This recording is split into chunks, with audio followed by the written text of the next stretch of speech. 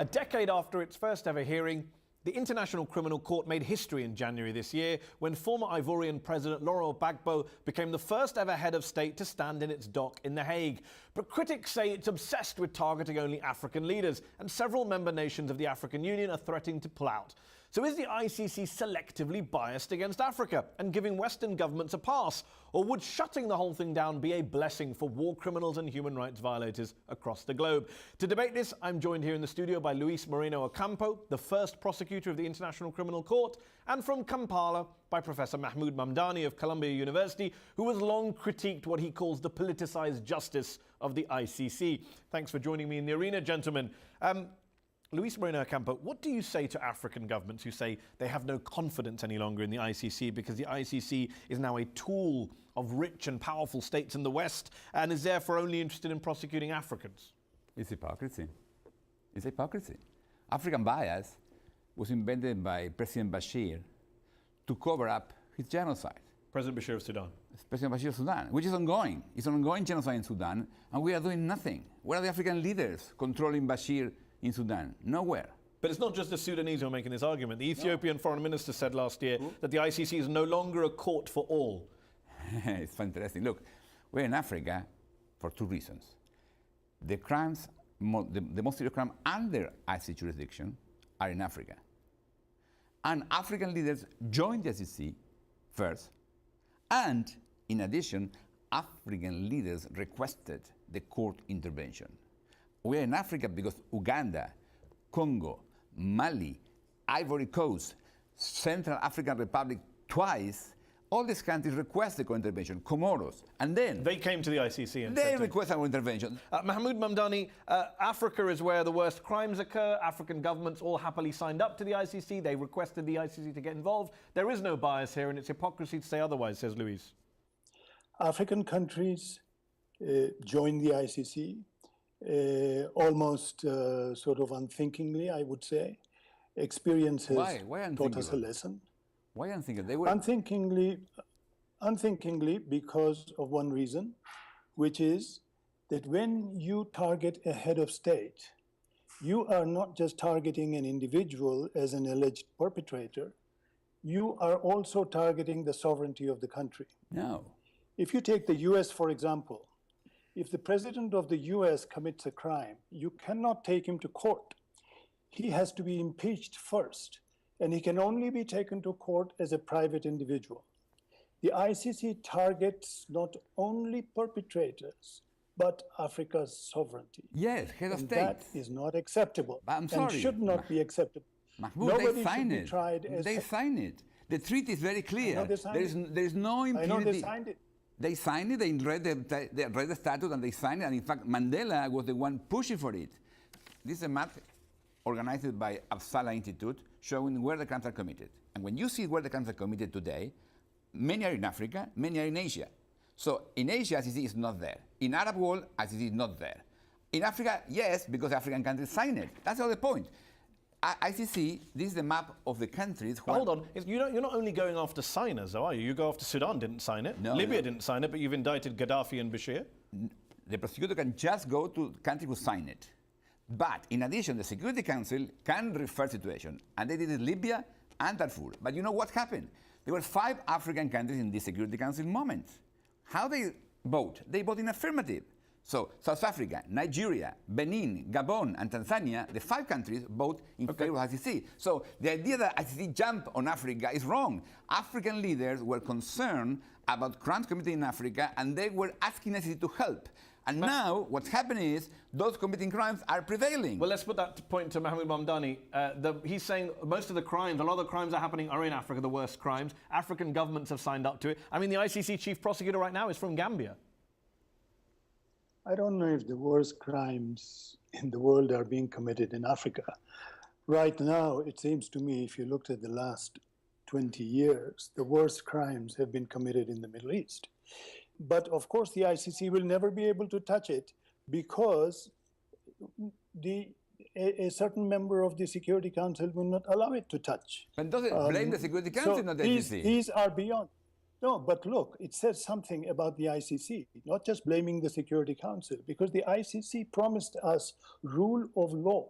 In the country who Now, the signed test of rule of In the country who signed it. rule of law, the test of rule of law is that it should apply to everybody, agree. particularly the most powerful. When agree with rule you. of law does not apply to the most powerful, then it is not rule of law, it is warlordism. It is the rule of the powerful. Africa was taken for a ride. My job was to stop political leaders to committing crime. That was my job. That's why it was controversial. Of course, So would you go after? So Africans might say, would you go after George W. Bush over what Kofi Annan called the illegal invasion of Iraq? but the U.S. is not a member. The US is not a member. I cannot- The United Kingdom is a member. United Kingdom, yeah. And So would you prosecute Tony Blair?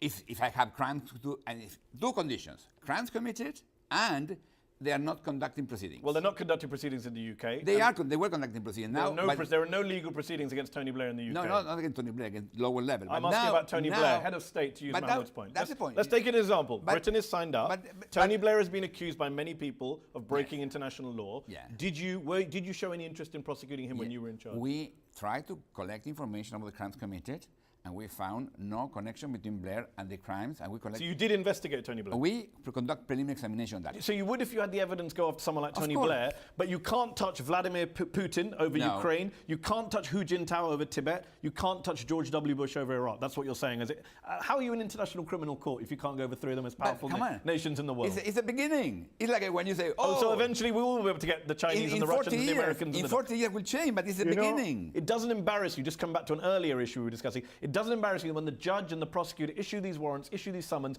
all of the people over the last 14 years have all been from the continent of Africa. No. That doesn't bother you at all? Not no. from anywhere else? When you have crimes, you have victims and criminals. The victims are Africans, but the wait, criminals are Africans. let's So say- Mahmoud, come back in.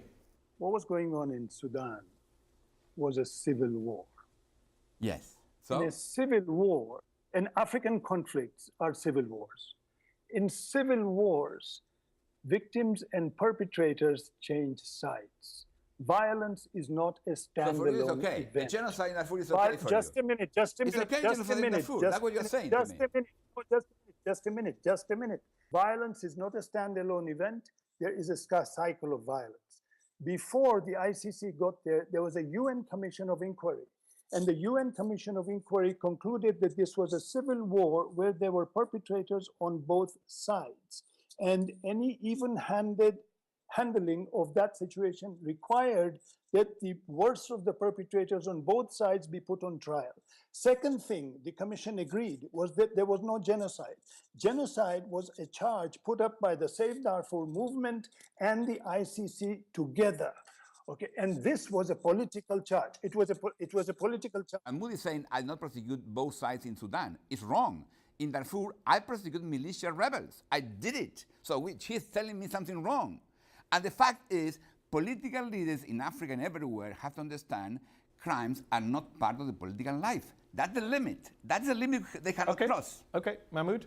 Before you go to the subject of African leaders, everybody learned a lesson, including the US. The US started out by opposing the establishment of the ICC, and then the US learned that it could take advantage of the ICC. It had the political power, and the ICC had a leader who was amenable to working with the strongest power in the world. Let's say Mr. Ocampo was being realistic. That's a generous description of it. This is what the US learned. African countries also learned that this was not rule of law. This was the rule of the most powerful. And since they had no protection, they were vulnerable. And just specifically on the African cases, you have Bashir, who you've waited 8 years later. He's not in front of a dock. People have criticized you for your handling of the Bashir case. Kenyatta, now president of Kenya, the case fell apart at the end of 2014. Many would say that the court, I mean, you've had 2 convictions in 14 years, just 2 people convicted. Yes. And all this time, many would say that's not a deterrent, that's a paper tiger. No, I propose 0 conviction. So 2 is much more than I was expecting, because the court is basically proposing national state control the crimes. We will just intervene if necessary. And that happened in Colombia. In Colombia, they have many crimes, but they're investigating the crime, they're making agreements. But you have a court over $1 billion spent to do the 2 convictions of 2 Congolese warlords. That's a failure. No, by any description. No, the impact, it's about the law in the world.